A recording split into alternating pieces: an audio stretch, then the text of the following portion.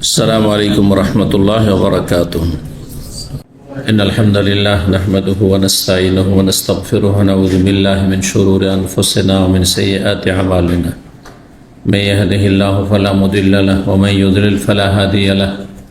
وأشهد أن لا إله إلا الله وحده لا شريك له وأشهد أن محمدا عبده ورسوله صلى الله تعالى عليه وعلى آله وصحبه وسلم تسليما كثيرا. أما بعد فقد قال الإمام البخاري رحمه الله تعالى باب الانتهاء عن المعاصي.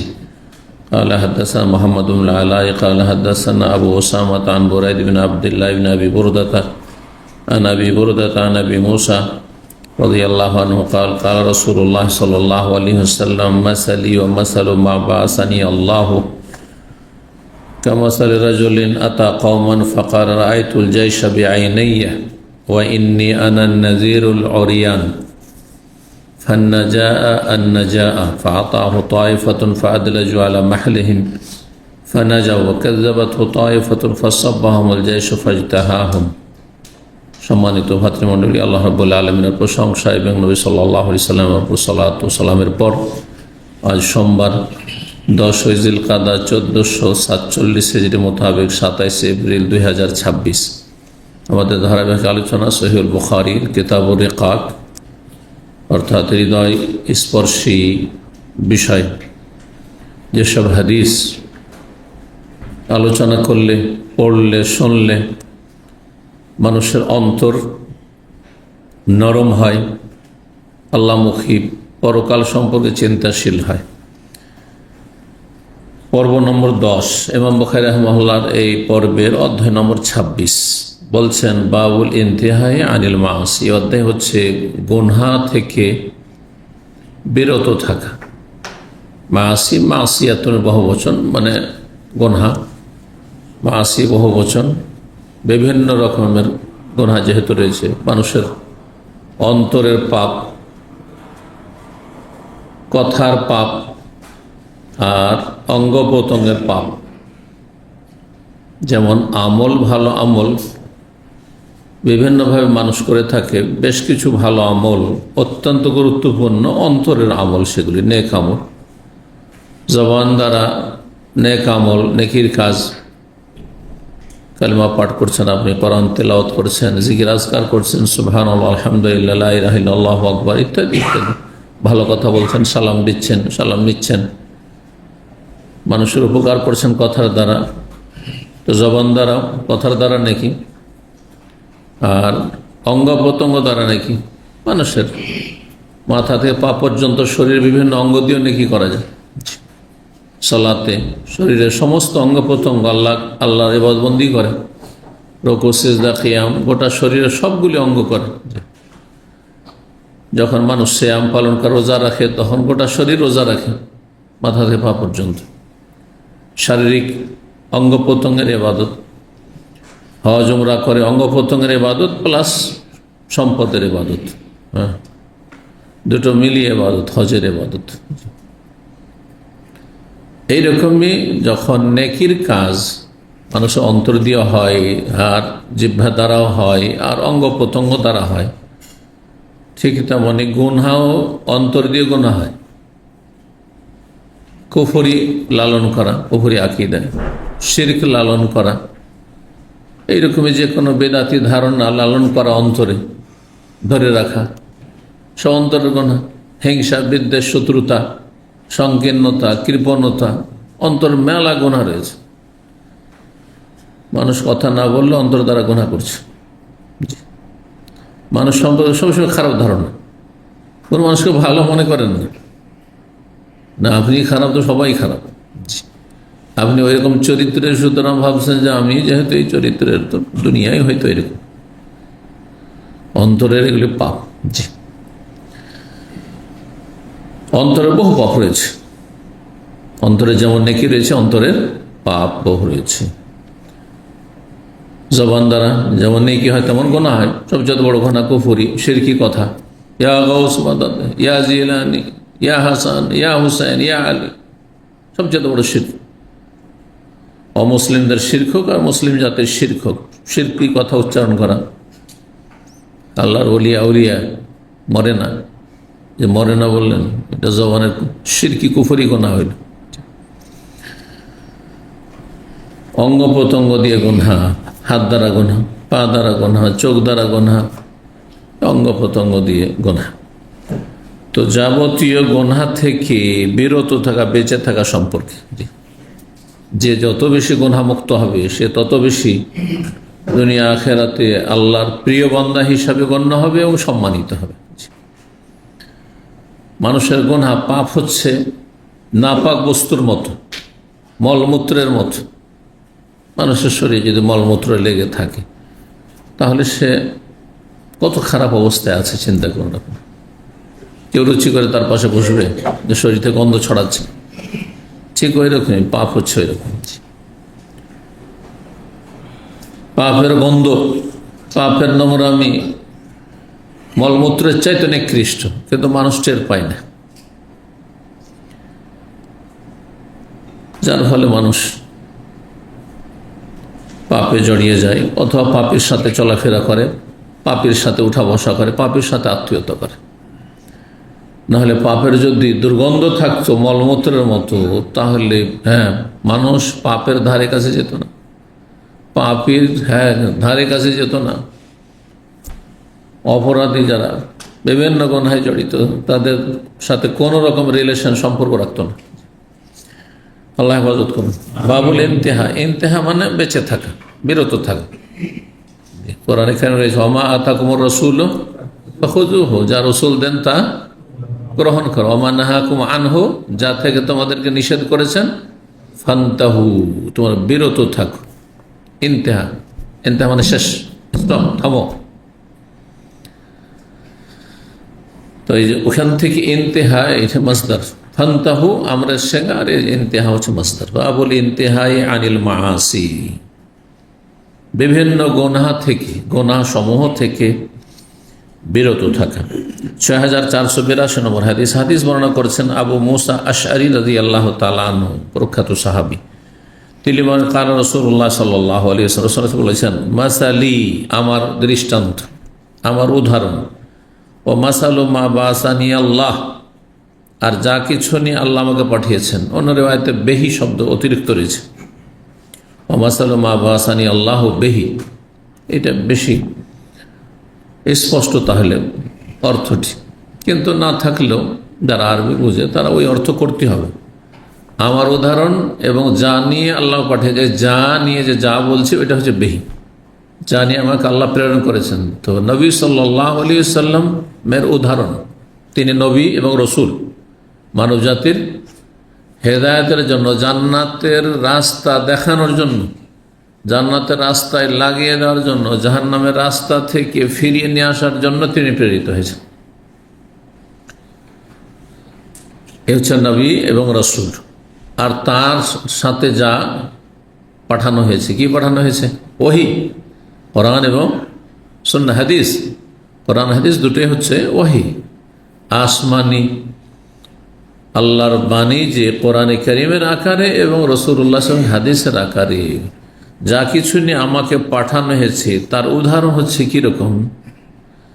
কামাসাল রাজুলিন, একজন ব্যক্তির মতো, আতা কওমান, সে কোনো একটি জাতির কাছে আসলো, এসে বলল রাআইতুল জাইশা বিআইনাইয়া, আমি শত্রু সেনা দলকে, জাইশ সেনাবাহিনীকে বলা হয়, শত্রু বাহিনীকে আমি স্বচক্ষে দেখেছি। বেআইনাই, আমি নিজ দুই চোখে দেখেছি। চোখে দেখা মানুষ কেন বলে? আমি চোখে দেখে বলছি, কথাটিকে পাকাপোক্তা করার জন্য, সুনিশ্চিত। শুনে বলা, শুনে বলে বিশ্বাস করা, আর চোখে দেখে বিশ্বাস করা, এর চাইতে বেশি শক্ত বিশ্বাস হচ্ছে যে আপনি সেটা অনুভূতি দ্বারা অনুভূত, তারপরে আপনি সেটা বলছেন, আপনি চোখ দিয়ে নয়, ছুঁয়ে। যেমন আগুনের কথা কেউ শুনেছে, এমন একজন মানুষ যে জীবনে প্রথম আগুন কোনোদিন দেখেন, শুনেছে যে আগুনে মানুষকে জ্বালিয়ে দেয়, বরফে মানুষকে ঠান্ডা করে দেয়, ঠিক না? আর শোনার পরে বিশ্বাস করেছে, ইলমুল ইয়াকিন। কোরআনে কারীমে 3 ইলমের কথা বলা হয়েছে, যেটা মানুষ বিশ্বাস করে সেটা। আর একটা হচ্ছে বিশ্বাসযোগ্য নয়, সেটা এখানে বাদ। যা আমরা বিশ্বাস করি তিন ধরনের। একটা ইলমুল ইয়াকিন, জ্ঞান অর্জন করে বিশ্বাস, কিন্তু চোখে দেখিনি, হয়তো মেলা কিছু দুনিয়ার আমার চোখে দেখিনি বা দেখি না, কিন্তু বিশ্বাস করি। হ্যাঁ, বিদ্যুৎ বিশ্বাস করি, হ্যাঁ, তারপরে শরীর টেম্পারেচার বিশ্বাস করি, আমরা দেখছি, হ্যাঁ, পালস বিশ্বাস করছি, কত কি বিশ্বাস করছি, কিন্তু শুনে বিশ্বাস করছি। কি করে? শুনে শুনে বিশ্বাস করছি, এটা ইলমুল ইয়াকিন, কিন্তু দৃঢ় বিশ্বাস আছে আমাদের। আর আইনুল ইয়াকিন, চোখে দেখে বিশ্বাস। কেউ আগুন জীবনে দেখেছে, এই যে জ্বলছে আগুন, বরফ দেখেছে, দেখে বিশ্বাস, এই যে বরফ, এটার নাম বরফ, এটা হচ্ছে আগুন, এটা আইনুল ইয়াকিন। কারণ আইনুল ইয়াকিন আছে না। আর আরেকটা হচ্ছে হাক্কুল ইয়াকিন। যে হাক্কুল ইয়াকিন, হাক্কুল ইয়াকিন হচ্ছে বাস্তব দ্বারা আপনি দৃঢ় বিশ্বাসী হয়েছেন। আগুনের উদাহরণ দিই, আগুন দেখাতে ক্ষান্ত না, একসময় আগুনে আপনার শরীরে কিছু অংশ জ্বলেছে, হ্যাঁ, ভুক্তভোগী আপনি, বুঝছেন না? এটা হচ্ছে হাক্কুল ইয়াকিন। যার আগুনে কোনো শরীরে কোনো অঙ্গ জ্বলেনি, শুনে আগুনে জ্বললে খুব জ্বালা হয়। আগুনে যদি কোনো অংশ আপনার শরীরে জ্বলে যায় তো প্রচণ্ড জ্বালা হয়। শুনে বিশ্বাস, দেখছে কারো একজন আগুনে জ্বলে গেল, ছটফট করছে, সে চিল্লাচ্ছে, হ্যাঁ, আইনুল ইয়াকিন, চোখে দেখে বিশ্বাস যে এই লোক যে আগুনে জ্বলেছে, ওরা কি যে কষ্ট হয়েছে তার, আর তার নিজেরই জ্বলেছে একদিন। এটা হচ্ছে হাক্কুল ইয়াকিন। বুঝতে পারলেন? জি। ওহির কথা আপনাকে, এই যে ইয়াকিনের যে স্তর রয়েছে, তিনটি স্তর রয়েছে, ইলমুল ইয়াকিন, আইনুল ইয়াকিন, হাক্কুল ইয়াকিন, সবগুলি স্তরে যেমন বিশ্বাস হয় তেমন বিশ্বাস থাকতে হবে। তাহলে উচ্চ মানের বিশ্বাস আপনার। সামান্যতম কোনো সন্দেহ যেন আল্লাহ, পরকাল এবং কোরআন সুন্নায় যা কিছু আছে তাতে না থাকে। সন্দেহ তোরের কথা। এই ইয়াকিনগুলির সর্বোচ্চ ইয়াকিন হাক্কুল ইয়াকিন।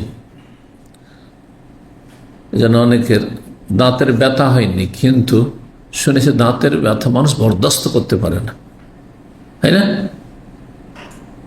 দুটো ব্যথা মানুষ বরদাস্তের বাইরে হয়ে যায়। তার মধ্যে একটি হচ্ছে দাঁতের ব্যথা, একটি হচ্ছে প্রসব বেদনা।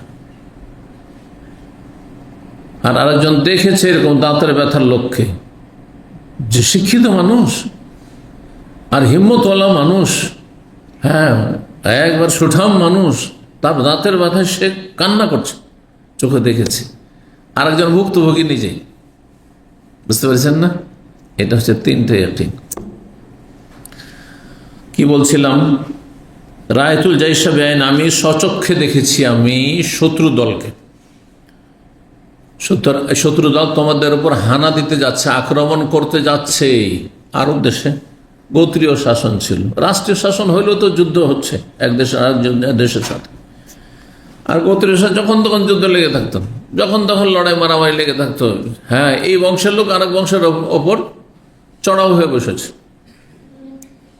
সে নিজের বংশের লোককে এসে বলছে যে আমি শত্রু দলকে এক্ষুনি মাঠে দেখে এলাম, এই পাহাড়ের পর্বতের আড়ে দেখে এলাম, স্বচক্ষে দেখে এলাম, আমি উঁচে উঠেছিলাম। ওয়াইন্নি আনা নাযীরুল উরিয়ান, আমি হচ্ছি বিবস্ত্র সতর্ককারী। শাব্দিক অর্থ বিবস্ত্র, অরিয়ান মানে উলঙ্গ ব্যক্তি। আমি বিবস্ত্র সতর্ককারী, সাবধানকারী, তোমাদেরকে সতর্ক সাবধান করছি। এটা কেন বলেন? এটা রূপক অর্থে বলা হয়েছে, মানে আমি প্রকাশ্য তোমাদেরকে কি করছি, স্পষ্ট ভাষায় তোমাদেরকে সতর্ক সাবধান করছি। তোমরা এটাকে হালকা ভেবে না যে কোথায় দুশমন আছে, কোথায় শত্রু আছে। কেউ তো নাই। এই পাহাড়ের পাহাড়ে উঠেছিলাম, দেখলাম পাহাড়ের পাশে শত্রু আছে, তোমাদের উপর আক্রমণ করতে আসছে। তো ওরিয়ান কেন, বিবস্ত্র কেন বলা হইল? বিভিন্ন কথা বলা হয়েছে যে এই আরবদের এই প্রবাদটি কেন এসেছে বা এই বাকভঙ্গিমাটি।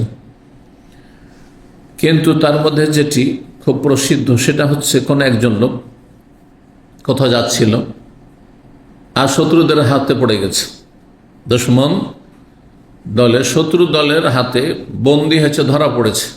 তারপরে তাকে মারপিট করে তার কাছে যা টাকা পয়সা ধন সম্পদ মাল সামান ছিল তা তো কেড়েছে, এমনকি তার শরীরে যা বস্ত্র ছিল সব কেড়ে নিয়ে বিবস্ত্র করে উলঙ্গ করে পাঠিয়ে দিল। এখন এই অবস্থায় তো উপায় তো নেই কিছু। সেই ব্যক্তি এসে যদি বলে যে আমাকে এরকম শত্রু দলে ধরেছিল আর সব কিছু কেড়ে নিয়ে গেছে, যে দেখো আমার শরীরে কাপড় পর্যন্ত নেই, মানুষ বিশ্বাস করবে না? করবে না? সব করে বিবস্ত্র হয়, উলঙ্গ হয়, নিরুপায় হয়েও হইতে পারে যে উপায় নেই, কোথাও কাপড় চোপড়ও পাচ্ছে না কোথাও, সুতরাং এখন আমাকে বাড়িতে উঠতেই হবে, যেতেই হবে, না পড়ে থেকে যা মাঠে মরবে, বাঁচতে হবে তার। তো এইরকম একটি ঘটনা প্রাচীন যুগে, জাহিলি যুগে ঘটেছিল, যে তাকে একবারে বিবস্ত্র করে সব কিছু কেড়ে নিয়ে গেছে। তখন একটি প্রবাদ হয়ে গেছে, কেউ যদি কোনো সম্প্রদায়কে বা নিজের জাতিকে কাউকে সতর্ক সাবধান করে, দেখো তোমাদেরকে আমি সতর্ক সাবধান করছি, আমি সেই লোকের মতো সত্য কথা বলছি যে তোমাদের আক্রমণ হতে যাচ্ছে,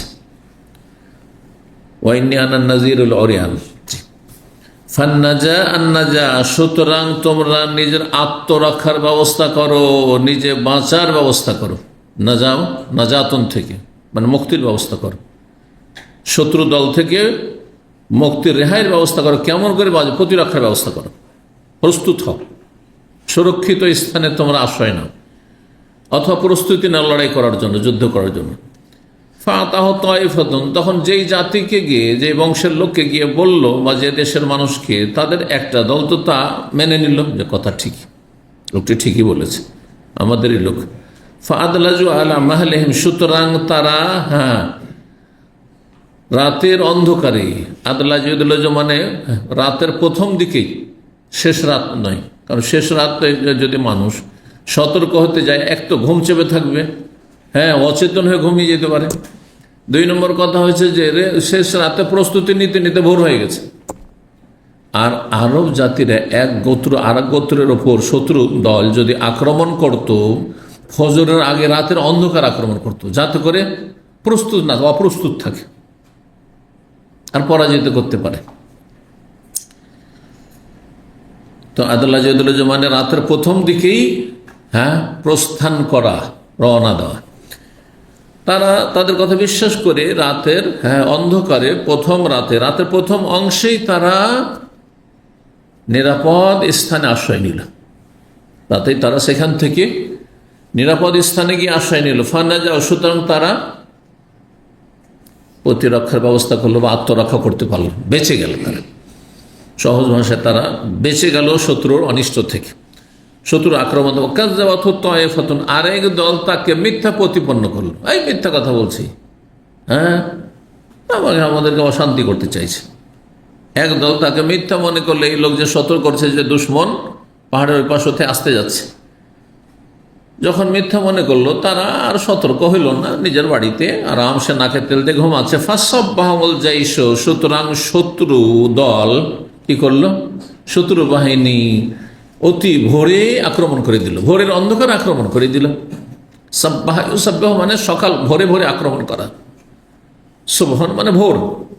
আর যখন সাব্বাহা হয়ে যাবে বাবে তফিল থেকে, তখন ভোর বেলা অতি ভোরে আক্রমণ করে দিল শত্রু দল। ফাজতাহুম, এমনভাবে আক্রমণ করলো যে তাদের সমূলে বিনাশ করে দিল, তাদের সর্বনাশ করে দিল।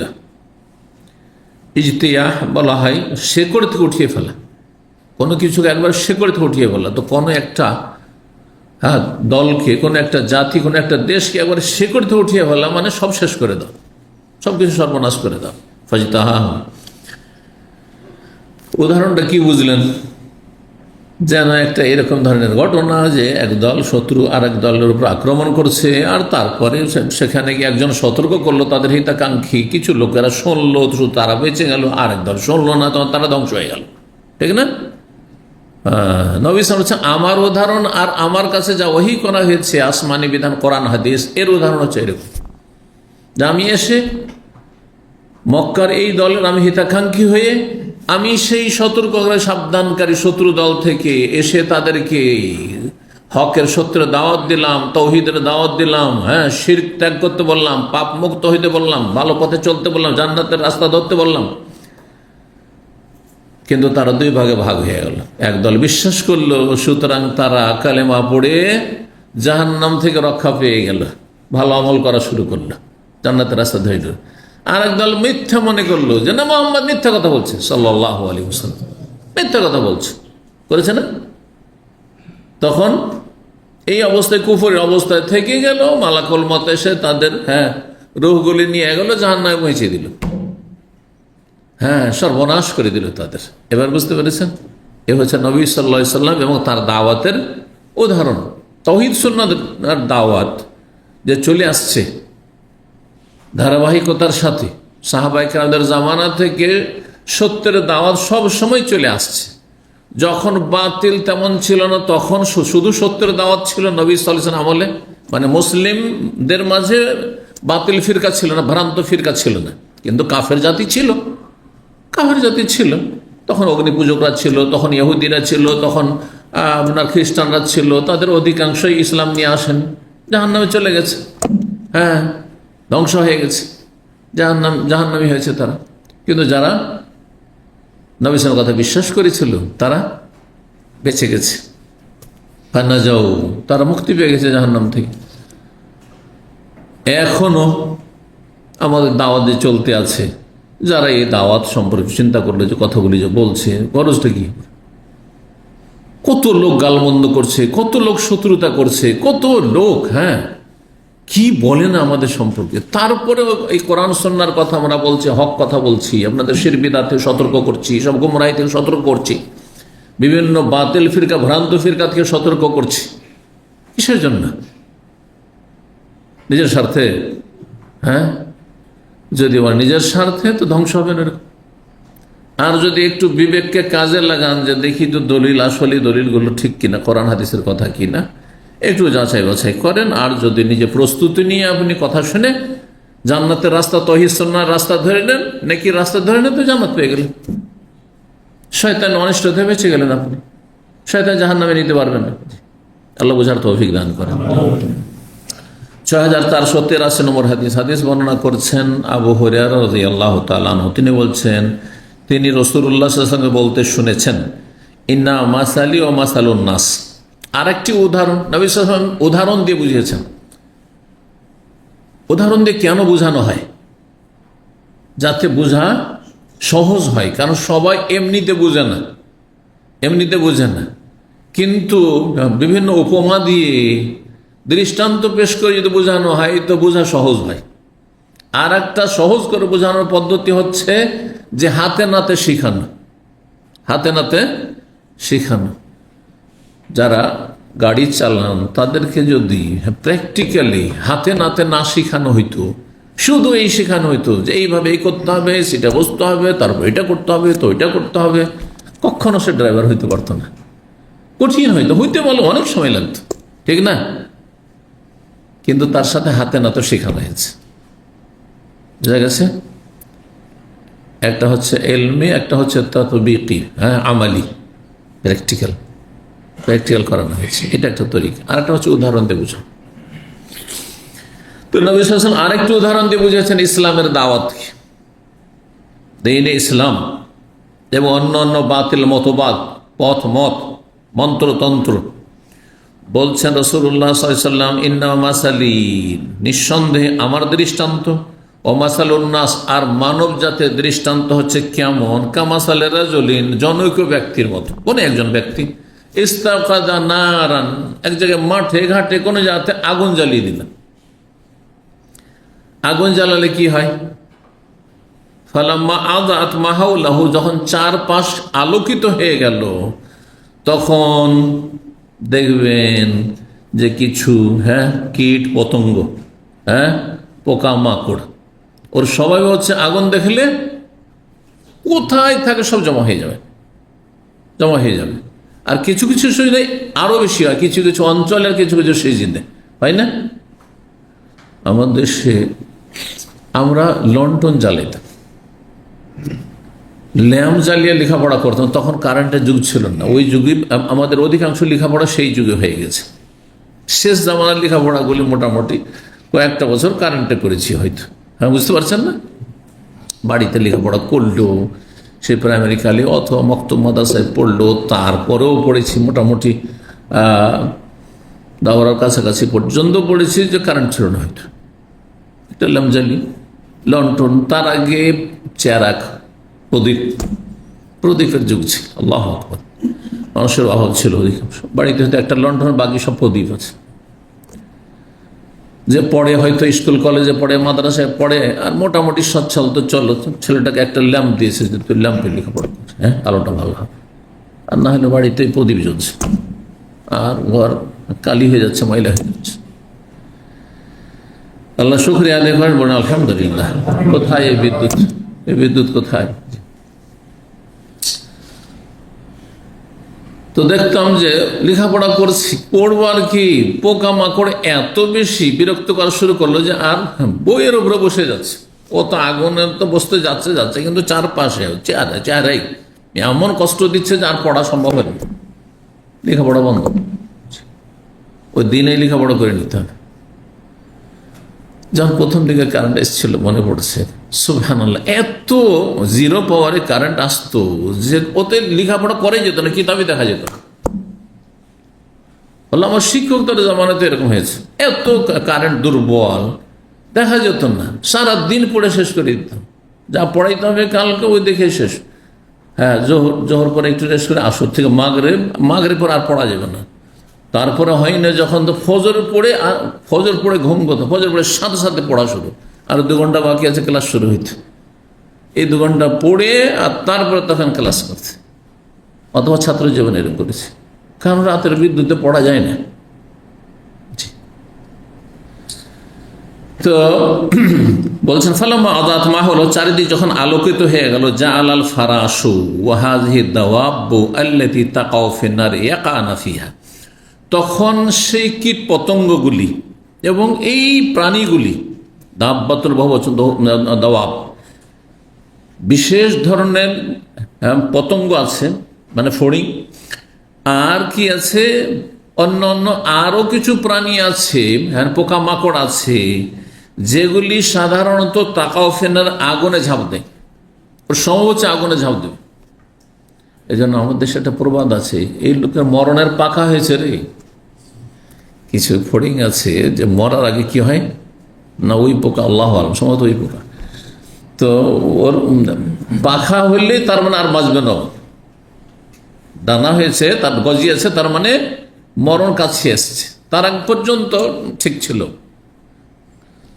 এই জন্য বলে, প্রবাদ শুনেছেন? প্রবাদ কেউ শোনেন নেই? হ্যাঁ, প্রবাদ আছে, তোর মরণের পাখা হয়েছে না, মানে মরণের সময় ঘনিয়ে আসছে, বিপদের সময় ঘনিয়ে আসছে।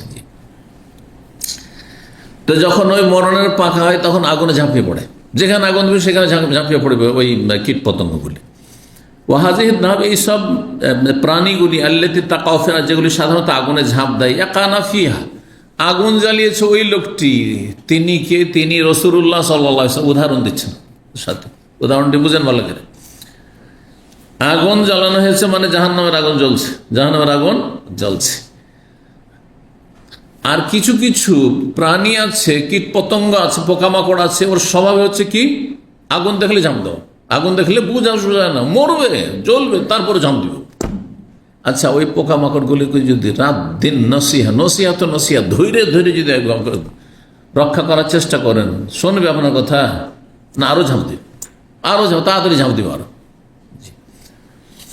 এইরকম কিছু অবুঝ মানুষ, আদম সন্তান আছে, অবুঝ জিন আছে, এদেরকে এত হেদায়েতের কথা বলেন, এত জান্নাতের কথা বলেন, এত জাহান্নাম থেকে সতর্ক সাবধান করেন, কবর আযাব থেকে সতর্ক সাবধান করেন, পরকালের কথা বলেন, কিছুতেই কিছু হবে না, হেদায়েত হবে না। ওই মরণের পাখা হওয়া আর ওই কীট পতঙ্গ পোকামাকড় যেগুলি আগুনে ঝাঁপ দেয়, ওই রকম স্বভাবের হচ্ছে এইসব মানুষগুলো, যাদের বলেও কাজ হয় না। অনেকের নিকট আত্মীয় আছে, আমাদের প্রত্যেকেরই আছে, কারো কাছের আছে, কারো দূরের আছে, কারো ঘরেই আছে। এত বলছেন ওকে সালাতের কথা, সালাত পড়বেন, এত বলছেন যে মাজার পূজা করবে না, ও মাজার পাক্কা মাজার পূজারি। অনেক আমাদের দিনী ভাইয়ের আছে, তার মা পাক্কা মাজার পূজারি, মাজার ভক্ত, বাপ মাজার পূজারি,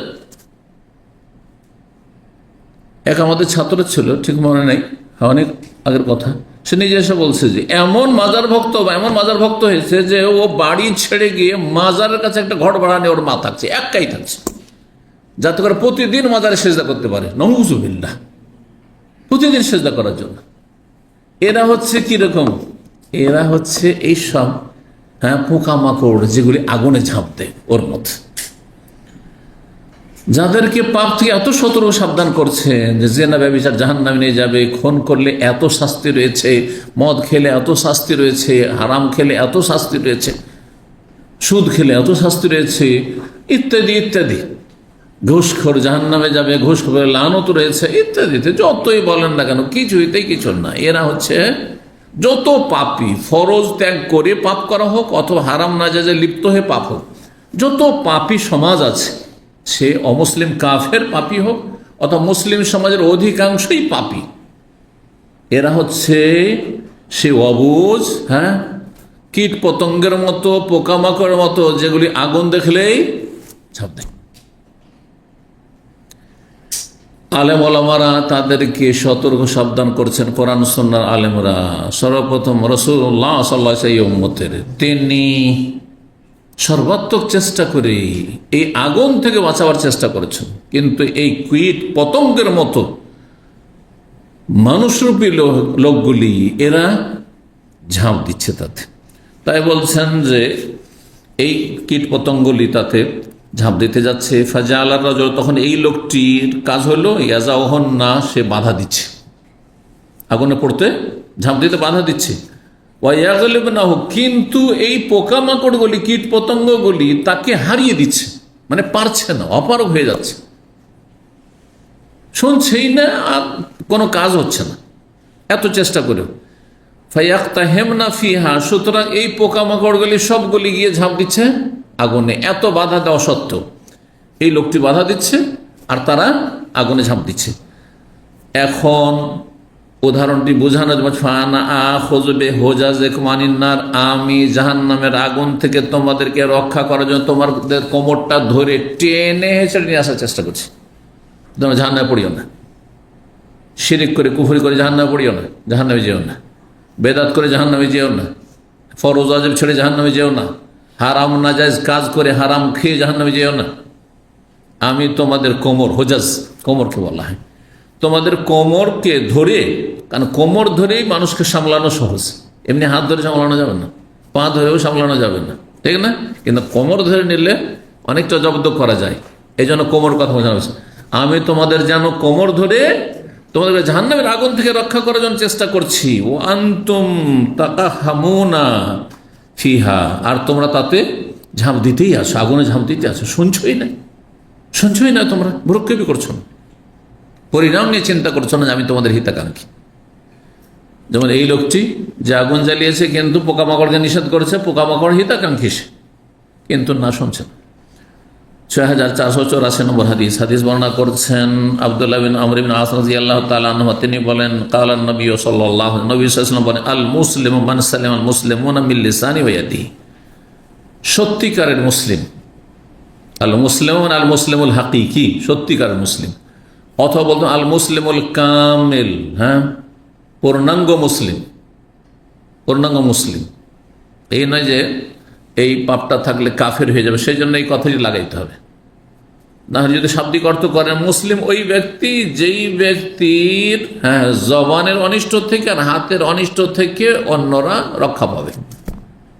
তাহলে যেই ব্যক্তি জবান দ্বারা মানুষকে কষ্ট দেয়, গীবত করে, চুগলখড়ি করে, মিথ্যা অপবাদ দিয়ে থাকে, আর বিভিন্ন রকমের অন্যায় করে থাকে জবান দ্বারা, অশ্লীল কথা বলে, গালমন্দ করে, লড়াই ঝগড়া করে, এইরকমের হাত দ্বারা কষ্ট দেয়, মারধর করে, তো সে কি কাফের? কাফের নাই, সে ফাসিক, কিন্তু সে হচ্ছে দুর্বল ইমানের মুসলিম, প্রকৃত মুসলিম না। এই জন্য আল মুসলিমও এখানে একটি কথা উজ্জু মানতে হবে, তাহলে ভাব অর্থ ঠিক। আল মুসলিমুল হাকিকি বা আল মুসলিমুল কামেল, পূর্ণাঙ্গ পারফেক্ট মুসলিম ওই ব্যক্তি, মান সালেম আল মুসলিমুনা, যার অনিষ্ট থেকে, কিসের অনিষ্ট থেকে? মিল্লেসানি হইয়াদি, যার জবানের জিহ্বার অনিষ্ট থেকে আর যার হাতের অনিষ্ট থেকে মুসলিমরা নিরাপদ থাকবে। সালেমা ইসলাম মানে নিরাপদ থাকা। সত্যিকার মুসলিম হতে তাহলে আপনার জবান দ্বারা কাউকে যেন কষ্ট না হয়, কোনো এমন কথা বলবেন না যেটা মানুষের অন্তরে দাগ কেটে দেয়। আরবিতে একটি কবিতা রয়েছে যে মানুষের শরীরে যদি অস্ত্রের আঘাত হয় তো ঘা ভালো হয়ে গেলে সেটা ভরাট হয়ে নিশ্চিহ্ন, ঘায়ের দাগ নিশ্চিহ্ন হয়ে যায়, থাকে না অনেক সময়। আমরা এক সময় টিকা দিয়েছি এগুলোতে, আগের যুগের টিকাগুলিতে পুরো দাগ হয়ে যেত। হ্যাঁ, ছোটকালে একটা টিকার দাগ আছে, কিন্তু আরো দুটো টিকা আমার মনে পড়েছে, যেটা মনে পড়ে না সেটার দাগ কিন্তু আছে। অনুন্নত তখন ছিল তো, সেই জন্য বড় বড় করে একবারে কেটে দিত টিকা তখনকার। হয়তো এই এরকম ইঞ্জেকশন ছিল না, জানেন না কারো দাগ আছে শরীরে? হ্যাঁ, টিকার দাগ আগের যুগে ছিল। কিন্তু এখানে মনে হচ্ছে যে দুটো দেওয়া হয়েছে, আমার মনে পড়তো হয়তো 5-7 বছর বয়স হবে, তো এই জন্য মনে পড়ছে, বা 8 বছর হইতে পারে। কিন্তু সেই দাগ ছিল 8-10 বছর ছিল, মনে পড়ছে। তারপর নেই, অনেক ঘা শরীরে হয়েছে, আঘাত লেগেছে হয়তো, কিন্তু অধিকাংশ দাগ চলে গেছে, ঠিক না? অস্ত্রের দাগ, অস্ত্রের আঘাতে যে আঘাত করা হয় সে তাতে মানুষ কষ্ট পায়, কিন্তু সেই দাগ অনেক সময় মুছে যায়, থাক নিশ্চিহ্ন হয়ে যায়, চেনা যায় না যে এই জায়গা কেটেছিল আমার। কিন্তু মানুষের জবান দ্বারা যখন আঘাত করা হয় সারা জীবন থেকে যায়, বলতেই পারে না অনেক সময়, ইস আমাকে এত কষ্ট দিয়েছে, সে এত নোংরা ভাষা বলে কষ্ট দিয়েছে, হ্যাঁ আমার মিথ্যা অপবাদ দিয়ে কষ্ট দিয়েছে, আমার গীবত করে কষ্ট করে, আমার মানহানি করে কষ্ট দিয়েছে, আমার সম্পর্কে বিরূপ মন্তব্য করে কষ্ট দিয়েছে, ইত্যাদি ইত্যাদি। এই জন্য জবানকে সবসময় কন্ট্রোল। জবানের আঘাত, জি, জবানের আঘাত অস্ত্রের আঘাতের চাইতে বেশি মারাত্মক।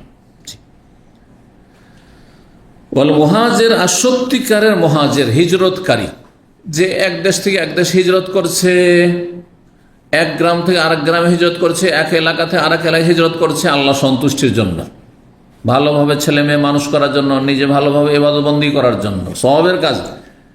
কিন্তু সত্যিকার প্রকৃত হিজরতকারী, পূর্ণ হিজরতকারী কে? যেই ব্যক্তি মান হাজারা, যে পরিত্যাগ করলো। হাজারা মানে হিজরত করা, কারণ সেখানেও পরিত্যাগ, একটা গ্রাম ত্যাগ করে, একটা দেশ ত্যাগ করে আর এক দেশে যাচ্ছেন। আর হাজারা এহাজর মানে ছেড়ে দেওয়া। এই জন্য কথা বন্ধ করা আরবিতে হাজারা এহাজর।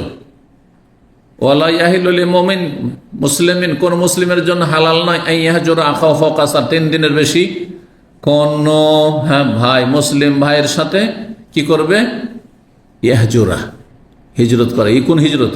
এখানে হিজরত না, হাজারা নাই, ইয়াহজুরা মানে কথাবার্তা ত্যাগ করবে, যে ত্যাগ করার অর্থ রয়েছে। ওয়াল মুহাজির, সত্যিকার হিজরতকারী ওই ব্যক্তি, মান হাজারা, যে পরিত্যাগ করলো, মা নাহাল্লাহু আনহু, আল্লাহ নিষিদ্ধ কথা কাজ, আল্লাহ যা নিষেধ করেছেন তা যদি আপনি ত্যাগ করতে পারেন জীবনে, তাহলে আপনি হচ্ছেন সত্যিকার হিজরতকারী। কারণ আপনি হয়তো আল্লাহ সুযোগ দিয়েছে, বাংলাদেশ থেকে হিজরত করে এসে সারা জীবনটা সৌদি আরবে কাটিয়ে দিলেন। হ্যাঁ, সেটা যেভাবে হোক না কেন তো কাটিয়ে দিলেন মনে করে, এইটাও এক ধরনের হিজরত, যদিও স্থায়ী না হইলে আপনার ক্ষণস্থায়ী হিজরত, ঠিক না? কিন্তু কাটিয়ে দিলেন দীর্ঘ সময়, 20 বছর, 30 বছর, 40 বছর, অনেকে কাটিয়ে দিচ্ছেন। কিন্তু এখানে এসেও যদি পাপ করেন তাহলে আপনি কি সত্যিকারের মুহাজির না সত্যিকার হিজরতকারী না? হিজরত তো করেছে বাংলাদেশ থেকে, হ্যাঁ, বেদাতি এলাকা থেকে, শিরকি এলাকা থেকে, পীর মুরিদের এলাকা থেকে, আহলে হাদিস এলাকাতে আপনি হিজরত করেছেন, কিন্তু এখানে এসে বিভিন্ন পাপ করছেন। আপনার পরিবার ছেলে বেহায়া বেপরদা চলাফেরা করে, বেপরোয়া চলাফেরা করছে, তাহলে আপনি পুরোপুরি হিজরত করেন। কিন্তু গুনাহ যদি পরিত্যাগ করতে পারেন তো সত্যিকার হিজরত করে আপনি। কারণ জান্নাতে মক্কাবাসী যাবে না শুধু, আর মদিনাবাসী যাবে না, পবিত্র জায়গায় থাকলে যাবে না। জান্নাত যাবে কে? যে গুনাহমুক্ত হইতে পারলো। সুতরাং কেউ যদি পশ্চিমা দেশেও থাকে, পূর্বেও থাকে, হ্যাঁ, খারাপ জায়গায় তো থাকে, কিন্তু সে নিজেকে আল্লাহ নিষিদ্ধ কথা কাজ থেকে কি রাখলো? বিরত রাখলো, আল্লাহ নিষিদ্ধ কথা কাজ থেকে দূরে রাখলো, তাহলে সে সত্যিকারের মুহাজির, হিজরতকারী। পাপকে ছাড়তে পারেন তাহলে আপনি সত্যিকার হিজরত করেছেন। আর পাপ যদি চলতে থাকে তাহলে এই হিজরতের কোনো মূল্য নেই। ওয়াল মুহাজির, ও সত্যিকারের মুহাজির, প্রকৃত মুহাজির ওই ব্যক্তি যেই ব্যক্তি ত্যাগ করলো মা নাহাল্লাহু আনহু, আল্লাহ নিষিদ্ধ কথা কাজ। 27 নম্বর অধ্যায় বাবু কওলিন নবী সাল্লাল্লাহু আলাইহি, এই অধ্যায় নবী সাল্লাল্লাহু আলাইহি ওয়াসাল্লামের এই বাণী সম্পর্কে হাদিস দিয়েই অধ্যায় নিয়ে এসেছেন। লাউ তা'লামুনা মা আ'লামু, নবী বলেন আমি যা জানি তা যদি তোমরা জানতে আমার মতো করে, লা যাহিকতুম কালিলান, তাহলে খুব অল্পই তোমরা হাসতে, ওয়ালা বাকাইতুম কাসীরা, আর খুব বেশি তোমরা কান্না করতে। দুটোতে সামঞ্জস্যের জন্য এইভাবে নবী সাল্লাল্লাহু আলাইহি ওয়াসাল্লাম বলেছেন। এর মানে এই নয় যে অল্প করে হইলেও হাসতে হবে, বুঝছেন না নাকি? হাসতে হবে, হাসা সুন্নাত, হ্যাঁ হাসা উত্তম। যদি বলে আমি হাসবো না, সবসময় চিন্তাশীল থাকবো আখেরাত নিয়ে, জান্নাত নিয়ে, জাহান্নাম নিয়ে, পরকাল নিয়ে, কবরের জীবন নিয়ে, তো কোনো দোষের কথা? ভালো কথা। এখানে বলার উদ্দেশ্য হচ্ছে যেহেতু কান্না খুব বেশি বেশি, সুতরাং তার বিপরীত হচ্ছে যে হাসি খুব কম। মানে হাসি, আপনি হাসিতে যাবেন না, আর যদি কখনো হাসতে হয় তাহলে অল্প স্বল্প হবে, আর সেটা নবী সাল্লাল্লাহু আলাইহি ওয়াসাল্লামের সুন্নাহ মোতাবেক হইলেও সেটা মুচকি হাসি। হাসি কয় রকমের কে বলতে পারে? 3 রকমের হাসি। আমি অনেকবারই বলেছি আপনাদেরকে, 3 রকমের হাসি। মুচকি হাসি এটি ভালো। মুচকি হাসি পরকাল থেকে গাফেল করে না, হ্যাঁ, দুনিয়ামুখী করেন না, বুঝছেন না? মুচকি হাসি দেওয়া হচ্ছে মানুষের সাথে সদাচরণ, মানুষের সাথে ভালো চরিত্র, এটি মুচকি হাসি দাও। নবী সাল্লাল্লাহু বলেছেন যে তাবাসসুমুকা ফি ওয়াজহি আখিকা লাকা সাদাকা, তুমি যদি তোমার ভাইয়ের সামনে যার সাথে দেখা হচ্ছে মুচকি হাসি দিয়ে কথা বলে, এটি সাদাকার সব। সাদাখান দেখি বুঝা গেছে? কিছুই যদি কারো উপকার না করতে পারতে হাসি মুখে কথা বলবে, হাসি মুখে কথা বলবে, মুখ ভারী করে নেয়, ভালো এটি। মাঝামাঝি হাসিকে জাহেক বলা হয়, মধ্যম হাসি, মাঝে মধ্যে যদি অল্প হয়, লা জাহেক, এই যে জাহেক, জাহেক তুমি অল্প হাসি। কারণ সবসময় যদি গুমসুম থাকেন, না হাসেন, তো অনেক সময় অনেকের ডিপ্রেশন চলে আসতে পারে। হ্যাঁ, সেই জন্য একটু হাসেন, একটু ফ্রি হন। আর আরেকটি হাসি হচ্ছে কাহ কাহা, যেটা অট্ট হাসি, হ্যাঁ, হা করে হাসা, দাঁত বের করে হাসা আর জিহ্বা বের করে হাসা, বুঝছেন না? এটা অপছন্দনীয়, এটি অপছন্দনীয়, এটি অভদ্র লোকের কাজ, অভদ্র লোকের কাজ, এটা মুমিনের শান নাই। তো 6485 নম্বর হাদিস, হাদিস বর্ণনা করেছেন আবু হুরায়রা রাদিয়াল্লাহু তাআলা আনহু, তিনি বলেন নবী সাল্লাল্লাহু আলাইহি ওয়াসাল্লাম বলেছেন, লাউ তা'লামুনা মা আ'লামু, আমি যা জানি তোমরা যদি জানতে, লা দাহিকতুম কালিলাম, অল্পই তোমরা হাসতে, ওয়ালা বাকাইতুম কাসীর, খুব বেশি কান্না করতে। হাদিস আরেকটি রয়েছে, যেহেতু আগেরটি আবু হুরায়রা আর এটি হচ্ছে আনাসের বর্ণনা, বর্ণনাকারী শুধু আলাদা আলাদা, হাদিস একই রকম, সেই জন্য নিয়ে এসেছেন। এটা দেখাতে যে এই হাদিস একাধিক সাহাবায়ে কেরাম থেকে বর্ণিত হয়েছে। 6486 নম্বর হাদিস, হাদিস বর্ণনা করেছেন মুসা বিন আনাস, তার পিতা আনাস রাদিয়াল্লাহু তাআলা আনহু থেকে, তিনি বলেন কালা নবী সাল্লাল্লাহু আলাইহি ওয়াসাল্লাম, নবী সাল্লাল্লাহু আলাইহি ওয়াসাল্লাম বলেছেন, লাউ তা'লামুনা মা আ'লাম, আমি যা জানি তোমরা যদি জানতে, লা যাহিকতুম কালিলা, খুব স্বল্পই হাসতে, ওয়ালা বাকাইতুম কাসীরা, খুব বেশি তোমরা ক্রন্দন করতে। এখন যে কথাটি এখানে বলার এবং আপনাদের জানার প্রয়োজন, সেটা হচ্ছে নবী বলছে আমি যা জানি তোমরা যদি জানতে, ওটা কি জিনিস? যাতে হাসি কমে যেত একেবারে আর কান্না বৃদ্ধি পেত। নবী সাল্লাল্লাহু আলাইহি ওয়াসাল্লাম আমাদের চাইতে সব কিছুতে বেশি জানেন, বুঝছেন না? কিন্তু সব কিছুকে এখানে উদ্দেশ্য করা হয়। ভবিষ্যৎ কি হবে, হ্যাঁ, পৃথিবীর, নবী সাল্লাল্লাহু আলাইহি ওয়াসাল্লাম অনেক কিছু বলেছেন, বলেন নাই? আচ্ছা, অতীত সম্পর্কে আম্বিয়া রাসূলগণের কাহিনী, হ্যাঁ, তারপরে নবী সাল্লাল্লাহু আলাইহি ওয়াসাল্লামের জামানা সম্পর্কে, হ্যাঁ, নবী সাল্লাল্লাহু আলাইহি ওয়াসাল্লাম এইভাবে দিনের হুকুম, আহকাম, মাসলা মাসাইল সম্পর্কে সব কিছুতেই নবী আমাদের চাইতে, সবার চাইতে, সমস্ত মানুষ, এমনকি সাহাবায়ে কেরাম চাইতে সবচেয়ে বেশি তিনি জ্ঞানী, ঠিক না? আম্বিয়া রাসূলগণের চাইতে, অন্যান্য নবী রাসূলের চাইতে। কিন্তু এখানে কোন বিষয়টিকে উদ্দেশ্য করা হয়েছে? লাউ তা'লামুনা মা আ'লাম, আমি যা জানি তোমরা যদি জানতে, তাহলে তোমাদের হাসি একেবারে কমে যেত আর কান্না তোমাদের সব সময় হতো, সবসময় কাঁদতে থাকতে। খুব বেশি কান্না করতে, কিন্তু কান্নাই আসে না, কান্নাই আসে না। দিনের পর দিন পার হয়ে যাচ্ছে, সপ্তাহের পর সপ্তাহ পার হয়ে যাচ্ছে, মাসকে মাস পার হয়ে যাচ্ছে, অনেক সময় অনেক মুসলিমদের বছর পার হয়ে যাচ্ছে, জীবন পার হয়ে, জীবনও কান্না আসে না। কোন বিষয়গুলি জানলে আমাদের কান্না বাড়বে আর হাসি কমে যাবে? তিনটি বিষয় মনে রাখবেন। একটি হচ্ছে মরণের সময়কালের ভয়াবহ অবস্থা, মানুষের মরণের সময় যে মৃত্যুর যন্ত্রণা রয়েছে, আর সে মালাকুল মউত যে আমার আপনার রূহ কবজ করে নিয়ে যাবেন, যেখানে নবী সাল্লাল্লাহু আলাইহি ওয়াসাল্লাম বলছে ইন্না লিল মউতি সাকারাত, মরণের বড় যন্ত্রণা রয়েছে, কঠিন যন্ত্রণা রয়েছে, কঠিন যন্ত্রণা রয়েছে। আম্বিয়া রাসূলগণের মরণের যন্ত্রণা হয়েছে, সেই মরণের কষ্ট এবং মরণের সময়ের যে ভয়াবহ অবস্থা। দুনিয়া ত্যাগ করে যখন যাচ্ছেন, নতুন এক জগতে যাচ্ছেন যেখানে আমলের সুযোগই নেই। আরে একবার কলমা পড়ার সুযোগ নেই, একবার তওবা পড়ার সুযোগ নেই, একবার আল্লাহ ভুল করেছে কথা বলার সুযোগ নেই। সুবহানাল্লাহ। এই সময়কাল সম্পর্কে যে ভয়াবহ অবস্থা মরণের সময় যে হবে, এবং মরণের সময় শয়তান আপ্রাণ চেষ্টা করবে আপনাকে আমাকে গোমরাহ করার, আর আপনাকে আমাকে অবিচল থাকতে হবে জান্নাতের রাস্তায়, তাওহীদের রাস্তায়, সুন্নাহর রাস্তায়, নবীর তরিকায়। এই বিষয়গুলি একটা বিষয়। আর একটি বিষয় হচ্ছে বরজাখী জীবন, মরণের পরে যখন আপনাকে আমাকে দাফন করে চলে আসা হবে, তারপরে যে আমাদের পারলৌকিক জীবন, এটা এখন জান্নাত জাহান্নামের হিসাব নিকাশ ফয়সালা হয়নি, এখনো হাসরের মাঠ হয়নি, কিয়ামত হয়নি, কিন্তু এই সময়টা, এই পিরিয়ডটা যে চলছে বরজাখী জীবন, এই জীবনটা সম্পর্কে, কবরের জীবন সম্পর্কে যদি চিন্তা করতে যে আমি জানি, কবরের জীবন সম্পর্কে আমরা সীমিত জানি, যে কবরের জীবন এই হয়, মরণের সময় এই হয়েছে, সীমিত জানি। হ্যাঁ, আপনাদের চাইতে হয়তো আমি একটু বেশি জানি, কিন্তু নবী সাল্লাল্লাহু আলাইহি ওয়াসাল্লাম যতটা জানতেন ততটা জানলে কোনোদিন আমাদের হাসি বেরোতো না, কান্নাই চলতো সবসময়। তাহলে বরজাখী জীবন সম্পর্কে, কবরের জীবন সম্পর্কে, রুহের জগৎ, আত্মার জগৎ, এর লীন এবং সিজ্জিন সম্পর্কে, ইন্নাল আবরারা লাফি ইল্লিন, এই চিন্তা যদি থাকে যে আমি মারা গেলে আমার আত্মা ইল্লিনে যেতে পারবে নাকি সিজ্জিনে যেতে হবে। আল্লাহু আকবার। যদি সিজ্জিনে চলে যায় তখন কি অবস্থা হবে? যদি কবর যদি আমার জাহান্নামের একটি টুকরো হয়ে যায়, রাউযাতুম মিন রিয়াজিল জান্নাহ আও হুফরাতুম মিন হুফারিন নার, নবী সাল্লাল্লাহু আলাইহি ওয়াসাল্লাম বলছেন, হয় সেটি জান্নাতের বাগান হবে কারো জন্য, আর না হলে কারো জন্য সেটি জাহান্নামের সেটি একটি গর্ত হবে। আল্লাহু আকবার। এই নিয়ে চিন্তা করা।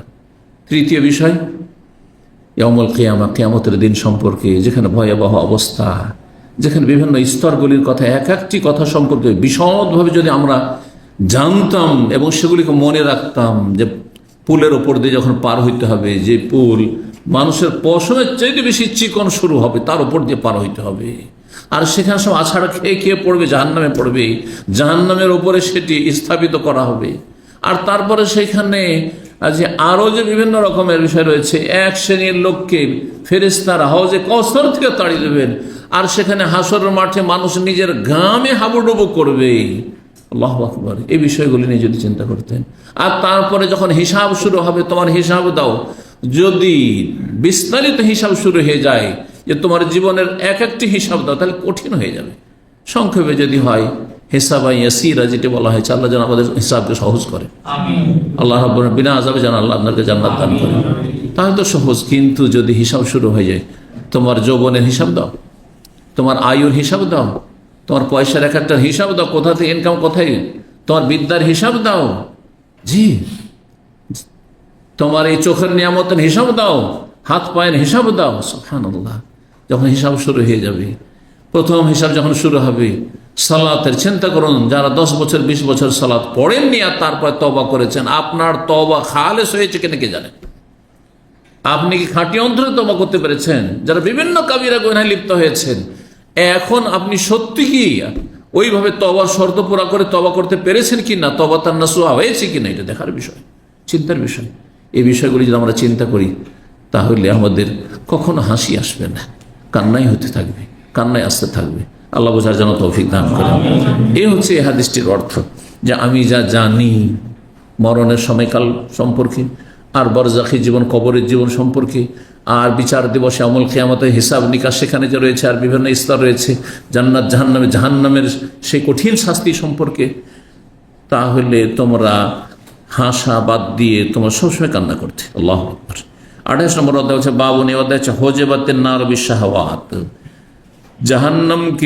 জাহান্নামের আগুনকে ঢেকে রাখা হয়েছে, কোথাও বলেন বেষ্টিত করে রাখা হয়েছে, যাই বলেন একই অর্থ, বাংলা বিভিন্ন বাংলাগুলি রয়েছে। হাজাবাই হাজ মানে ঢেকে রাখা, বেষ্টন করা, আড় করে রাখা। জাহান্নামের আগুনকে ঢেকে রাখা হয়েছে। অন্য রায়াতে রয়েছে হোজেবা শব্দটি, এখানে হোজেবা রয়েছে সেজন্য ইমাম বুখারী হোজেবা শব্দ নিয়ে এসেছেন, কিন্তু অন্য রয়েছে হুফফাতিল জান্নাতু বিল মাকারি, হুফফা, মানে ঘিরে রাখা হয়েছে, ঢেকে রাখা হয়েছে। যা ঢেকে রাখা হয় তাই ঘিরে রাখা হয়।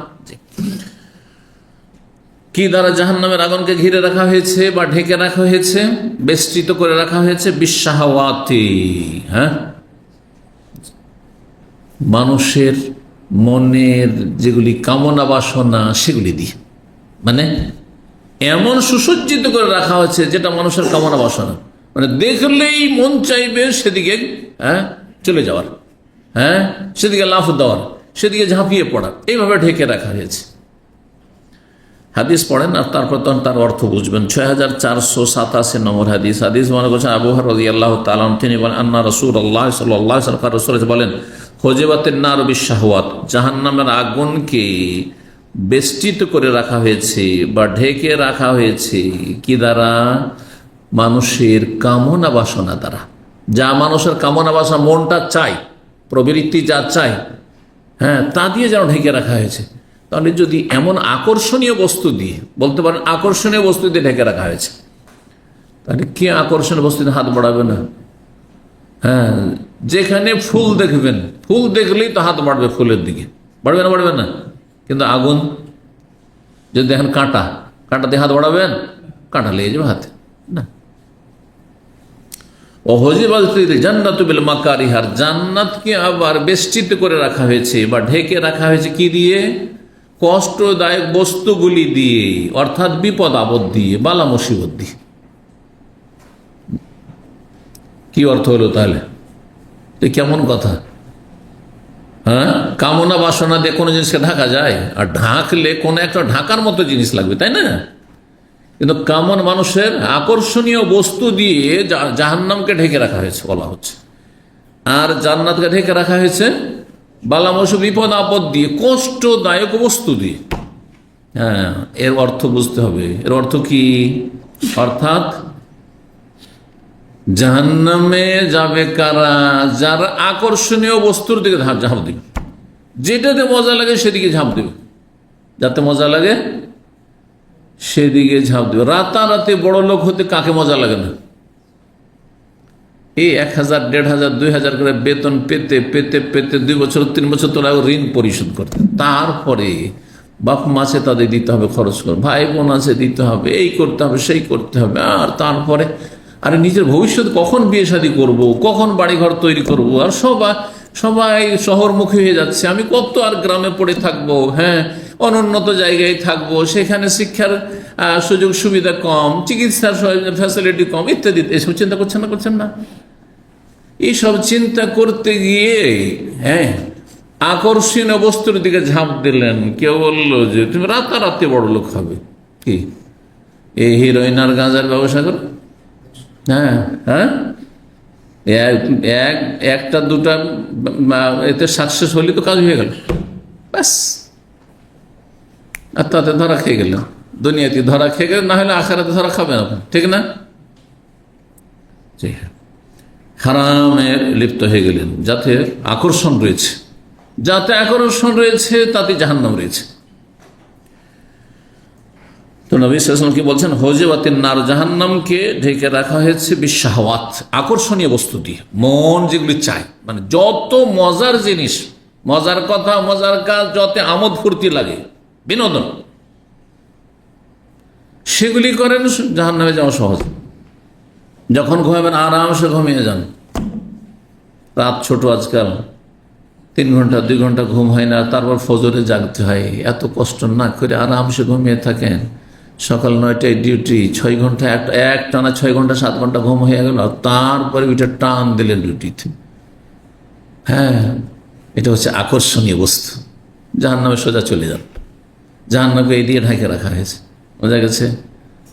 বিয়ে শাদী করতে পারছেন না, বা বিয়ে শাদী করেছেন যে বউ নিয়ে আসতে পারছেন না, দেখছেন যে কিছু লোক আছে যারা নারী ব্যবসা করে। নারী ব্যবসা, এখন নারী ব্যবসা যারা করে তো তারা বহু টাকা ইনকাম করে, এইসবও শুনেছেন। চিন্তা করলেন হ্যাঁ, যে ওদের কাছে গিয়ে কাস্টমার না হয়ে আমি নিজেই ডিলার হয়ে যাই। হ্যাঁ, একটা বাসা ভাড়া নিয়ে নারী ব্যবসা শুরু করলেন আপনি বিভিন্ন জায়গা থেকে। হ্যাঁ, মেয়েদেরকে নিয়ে এসে বিভিন্ন দেশে মেয়েদেরকে নারী ব্যবসা শুরু করছেন না, করছেন এক শ্রেণীর বদ প্রকৃতির লোকেরা। সোজা জাহান্নামে চলে যান।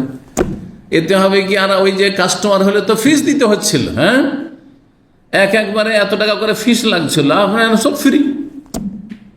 কিন্তু সোজা জাহান্নাম। ওই যে জাহান্নামকে ঘিরে রাখা হয়েছে আকর্ষণীয় বস্তু দিয়ে, মনের কামনা বাসনা পূরণ করেন, সহজে জাহান্নামে ঢুকে যান, চলে যান।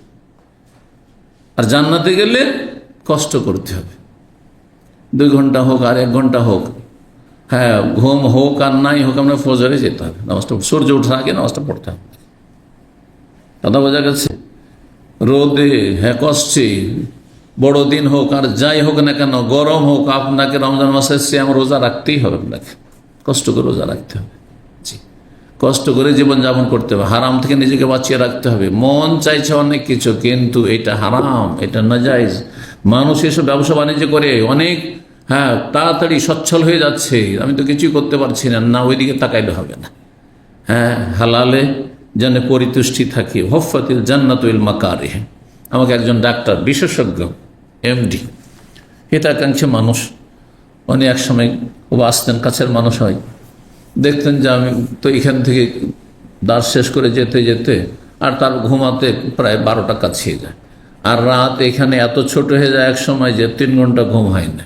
আর তারপরে আবার তখন বাচ্চারা ছোট ছিল, তো তাদের জন্য সকালবেলা আবার লেগে যেতে হয়। হ্যাঁ, আল্লাহর হক আদায় করো, ছেলে মেয়ের হক আদায় করো, মাদ্রাসা পৌঁছে আসো, আবার জোর করে রেস্ট কি করবে, আবার ওদেরকে মাদ্রাসা থেকে নিয়ে আসো। তা আমাকে একদিন সে আমার দরদি হয়ে বলছে যে একটানা 5 ঘন্টা না ঘুমাইলে তো আপনি অসুস্থ হয়ে যাবেন, আপনি, হ্যাঁ, অসুস্থ হয়ে যাবেন আপনি।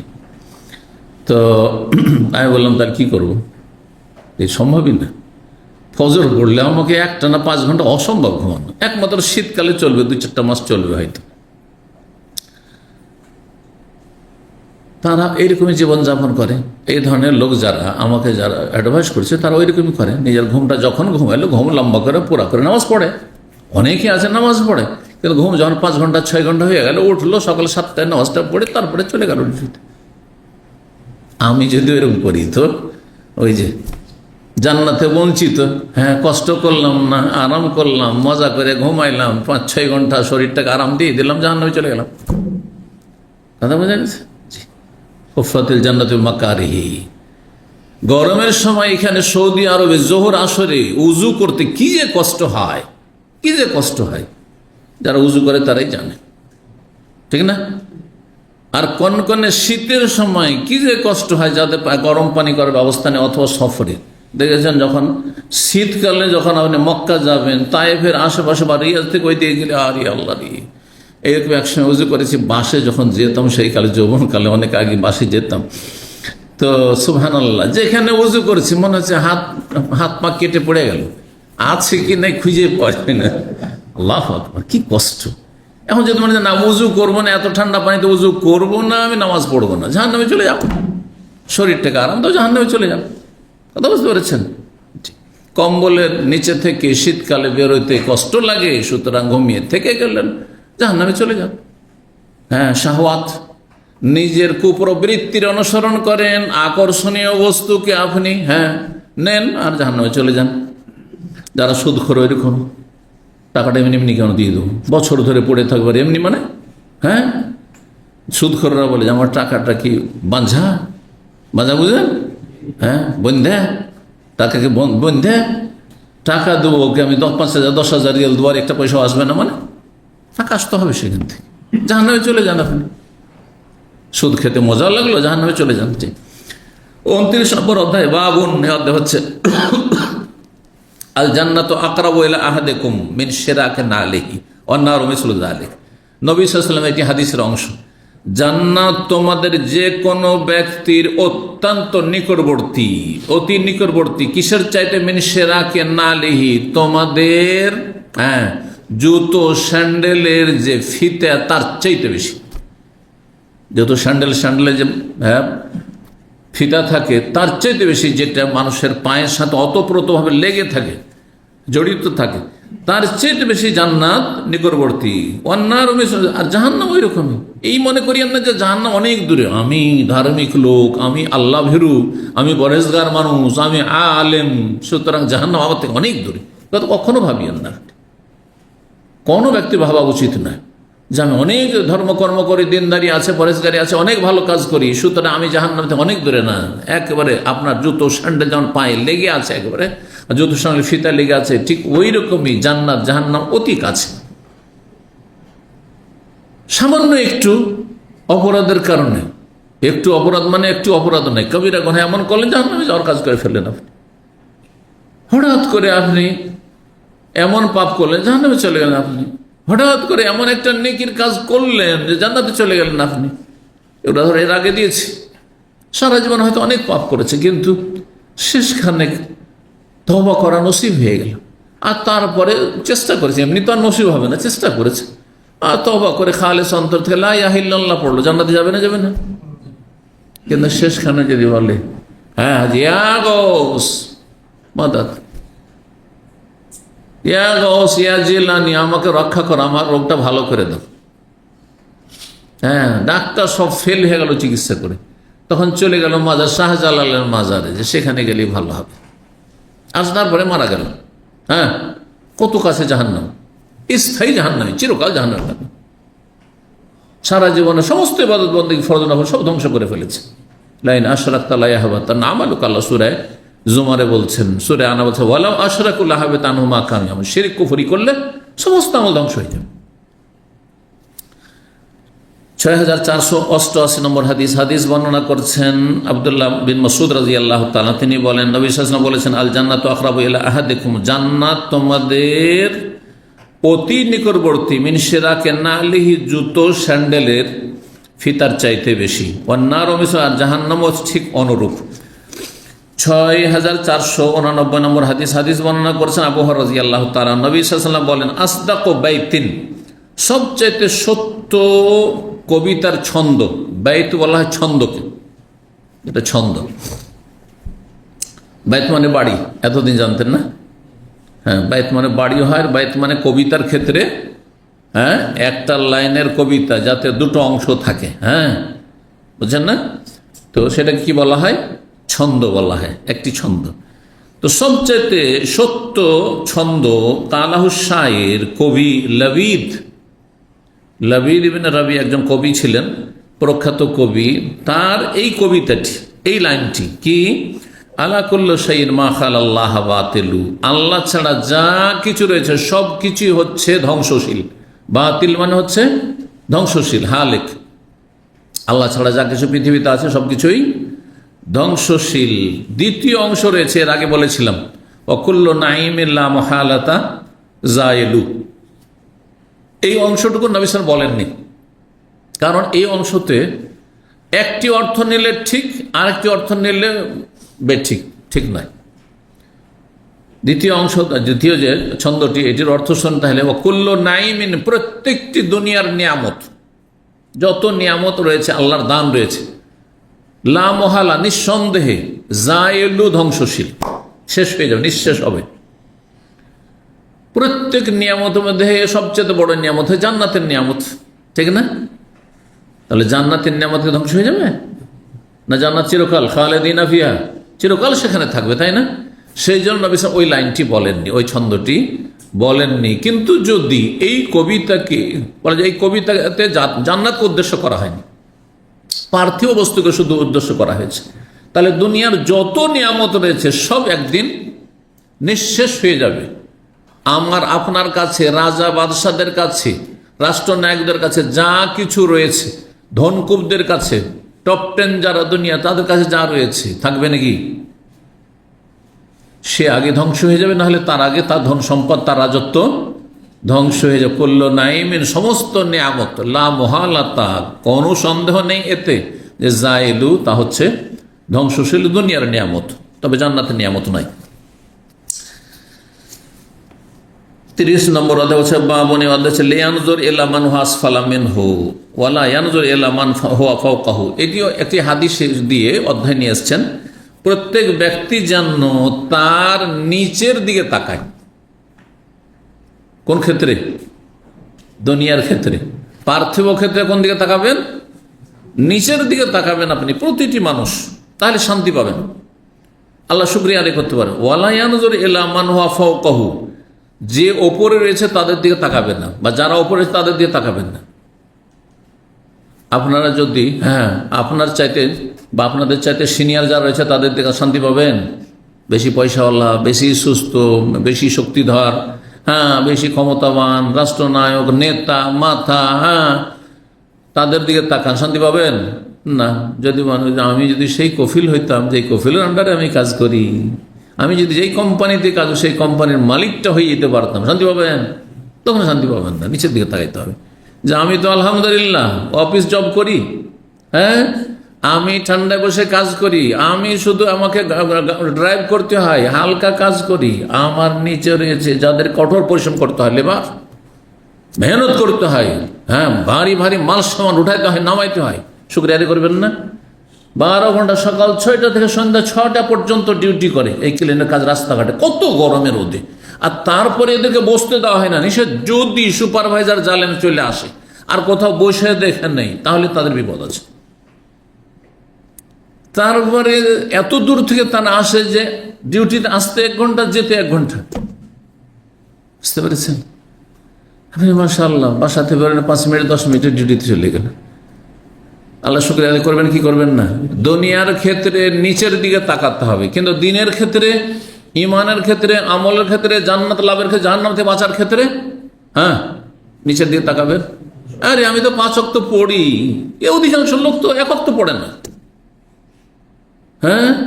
আরে আমি তো 4 ওয়াক্ত পড়ি, আমি অনেক ভালো। কেউ তো কিছুই পড়েন না, আমি তো 4 ওয়াক্ত পড়ছি, ঠিক না? চলবে না? আপনাকে ওপর দিকে তাকাইতে হবে, ওপর দিকে তাকাইতে হবে।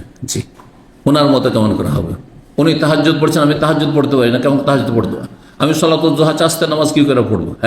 অন্যদের মতো কি করে হবো? আমি এখন নফল আমল কি করে পারবো? ফরজ তো সব ঠিক আছে, কাবিরা থেকে বেঁচে আছে, আমি সাগিরা থেকে কি করে বাঁচবো? আমার জীবনে গুনাহমুক্ত কি করে পুরোপুরি হবো? জি, আল্লাহ বুঝার আমল করা তৌফিক দান করেন। 6490 নম্বর হাদিস বর্ণনা করছেন আবু হুরায়রা রাদিয়াল্লাহু তাআলা। তিনি বললেন, রাসূলুল্লাহ সাল্লাল্লাহু আলাইহি ওয়াসাল্লাম বলেছে, ইযা নাযারা আহাদু ইলা মান ফাদ্দালা ফিল মাল ওয়াল খালকি, তোমাদের কোন ব্যক্তির নজর যদি চলে যায়, নাজারা আরবি শব্দ নজর, চলে যাও, নজর যদি চলে যায় এমন ব্যক্তির দিকে যাকে শ্রেষ্ঠত্ব দেওয়া হয়েছে ধন সম্পদের ক্ষেত্রে, আপনার চাইতে কারো পয়সা বেশি, ওয়াল খালকে, এবং শারীরিক গঠন, দৈহিক গঠনের ক্ষেত্রে, দেখছেন একটা লোক আপনার চাইতে বেশি সুস্থ, আপনার চাইতে বেশি সুঠাম, একেবারে ওই রকম দেখতে, আর রং আর সবকিছুই, আর তারপর তার সুস্থতা, তার শক্তি ক্ষমতা ইত্যাদি ইত্যাদি যদি দেখেন, শান্তি পাবেন?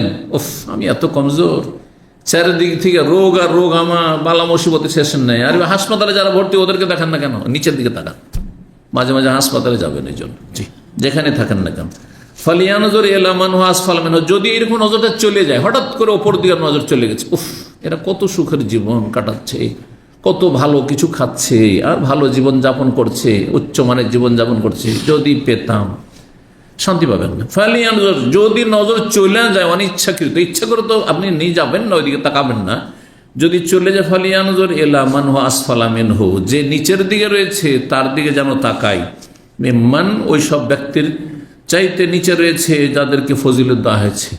আপনারা সাধারণ মানুষ ধরেন, আপনার চাইতেও নিচের মানুষ রয়েছে, তাদের দিকে তাকান আপনি, শারীরিক দিক থেকে, পারিবারিক দিক থেকে, আর্থিক দিক থেকে, সামাজিক দিক থেকে, শিক্ষার দিক থেকে, সব দিক থেকে আপনি নিচের দিকে তাকালেই শান্তি পাবেন।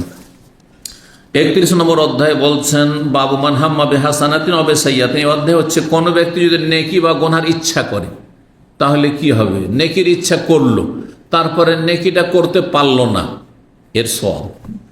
গুনার ইচ্ছা করলো, তারপরে গুনাহ করতে পারবে, তারপরে মনটাকে ফিরিয়ে নিল, আল্লাহর ভয়ে গুনাহ করলো না, গুনাহ করতে পারলো না, নয় গুনাহ করতে পারবে তারপর করলো না, তো তারও সওয়াব রয়েছে। ওই মর্মে যে হাদিসটি রয়েছে হাদিসে কুদসি।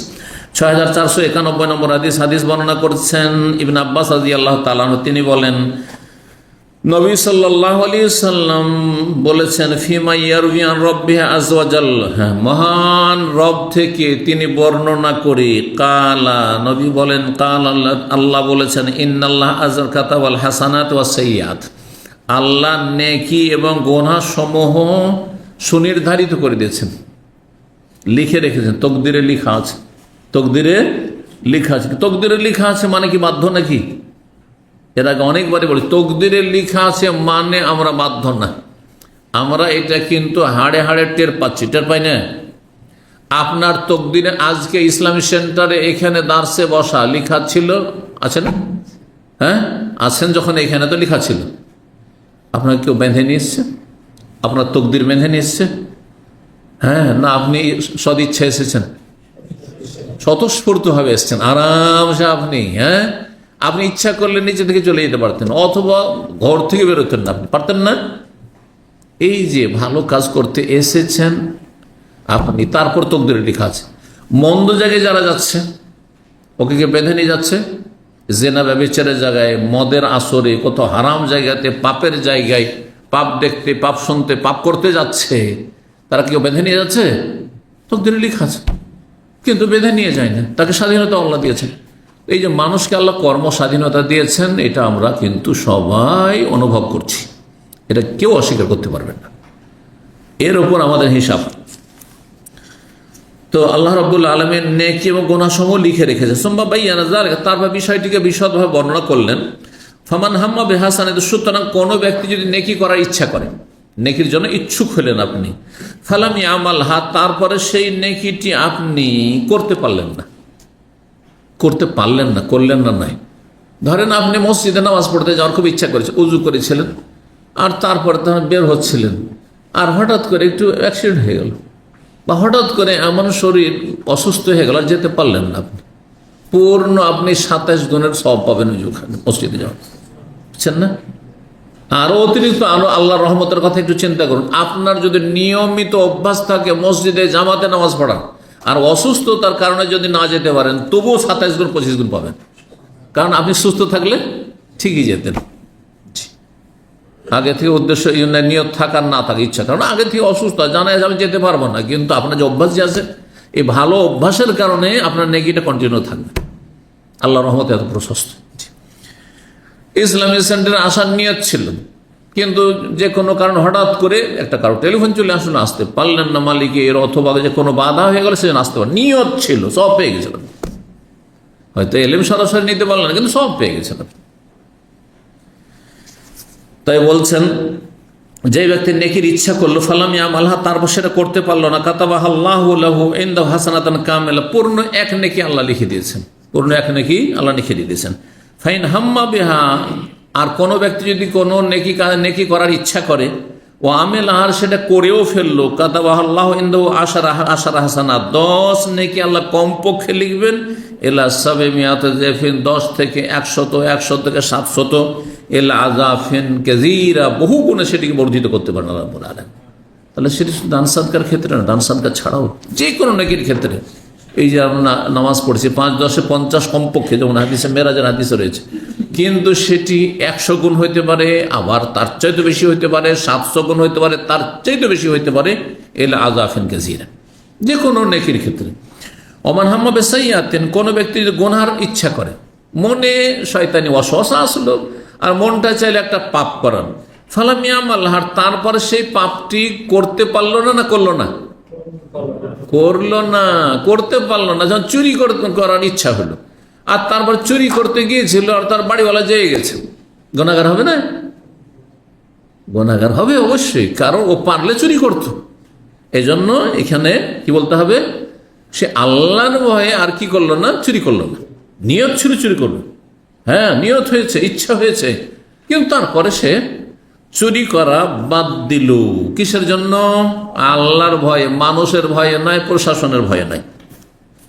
যদি এমনটা করে কাতাবাহুল্লাহু লাহু ইনদাহু হাসানাতান কামা, আল্লাহ পূর্ণ নেকি লিখবেন। গুনার নিয়ত করেছিল কিন্তু গুনাহটা করতে পারতো, তারপরে যে করলো না, সেই জন্য নেকি লিখা হবে তার। গুনার নিয়ত করেও নেকি লিখা হবে, কি জন্য? আল্লাহর ভয়ে ছেড়েছে সেই জন্য। ফাইনুহা হাম্মা বেহা, আর মানুষ যদি গুনহার নিয়ত করে, ইচ্ছা করে, ফামেলাহা, তার গুনাহটা করেই ফেলে, গুনাহ করে ফেললো, নেকি করলে কত পেল? 1 থেকে 10, 10 থেকে 100, 100 থেকে 700, 700-র বেশি আল্লাহ বহুগুণে বর্ধিত করতে পারেন, কিন্তু গুনার ক্ষেত্রে না, বহুগুণে বৃদ্ধি করা হবে না। ফামেলাহা, গুনাহ করেই ফেললো, কাতাবাহুল্লাহু লাহু সাইয়্যাতান ওয়াহিদা, একটি গুনাহ করেছে, একটি গুনাহই লেখা হবে। 10 গুনাহও লেখা হবে না, 100 গুনাহও লেখা হবে না, 700 তার বেশিও লেখা হবে না। আল্লাহর রহমত কত বেশি, চিন্তা করুন তো দেখি। জি, 32 নম্বর অধ্যায় বলছে বাবু মায়ুত্তাক মিন মুহাক্কারাতিজ যুনুব। এই অধ্যায় হচ্ছে পাপকে তুচ্ছ মনে করা থেকে বিরত থাকা।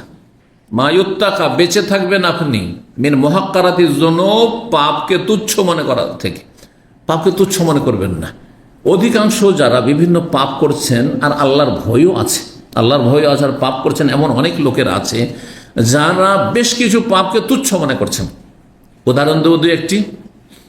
টাকনার নিচে কাপড়, অনেকে দেখবেন 5 টাইম নামাজ পড়ে কিন্তু টাকনার নিচে কাপড়, এটা তুচ্ছ মনে করছে।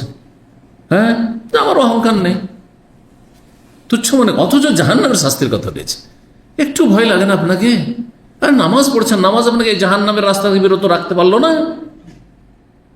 তারপর অনেকেই এক ওয়াক্ত, আল্লাহ যে লোককে দেখি আমি বিভিন্ন জাতির, তার জামাতের এত গুরুত্ব তাদের কাছে যে 70-80 বছর বয়স হয়ে গেছে, হ্যাঁ চলতে পারে না, লাঠি ধরে চলছে, হুইল চেয়ারে আসছে, তারপর মসজিদে এসে জামাতে নামাজ পড়ছে, কিন্তু মুখে প্রতিদিন দাড়ি শেভ করে আসছে। নাউযুবিল্লাহ।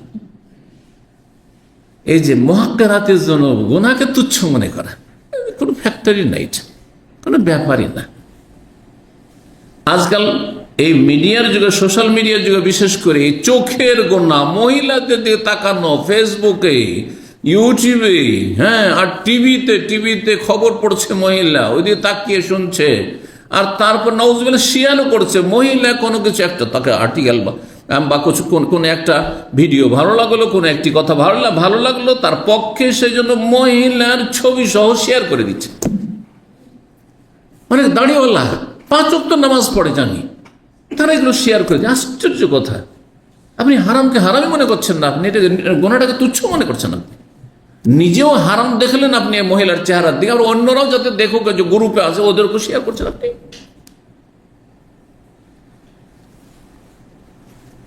একটি শুধু হাদিস 6492 নম্বর হাদিস বর্ণনা করেছেন আনাস রাদিয়াল্লাহু তাআলা, তিনি বলেন ইন্নাকুম লা তা'মালুন আমালান, তোমরা কিছু পাপ এমন করো, আমাল মানে আমাল সাইয়্যা, এমন কাজ করো, হে আদাক্কু ফি আইয়িন মিনাশ শারি, যেগুলি তোমাদের কাছে চুলের চাইতে, পশমের চাইতে বেশি চিকন, মানে হালকা, মানে চুল যেমন এটা চুল দেখা যায় না, পড়ে আছে দেখা যায় না, ওই রকম তোমাদের ওই গুনাহগুলি তোমাদের ওই রকম মনে হচ্ছে, এমন কোনো ব্যাপার না, তো কোনো ব্যাপার না।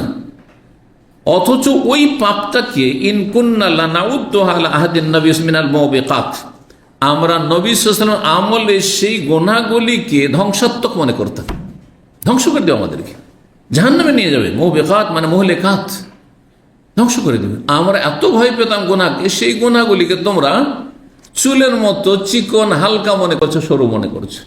আল্লাহ যেন সমস্ত গুনাহকে আমাদের বেঁচে থাকার তৌফিক দান করেন। আল্লাহ আমাদের তওবা করার তৌফিক দান করেন। আল্লাহ ভালো মানুষ হওয়ার তৌফিক দান করেন। ভালো মানুষদের আল্লাহ রাব্বুল সাথে থাকার তৌফিক দান করেন। রব্বানা আতিনা ফিদ দুনিয়া হাসানাহ ওয়া ফিল আখিরাতি হাসানাহ ওয়া কিনা আযাবান নার।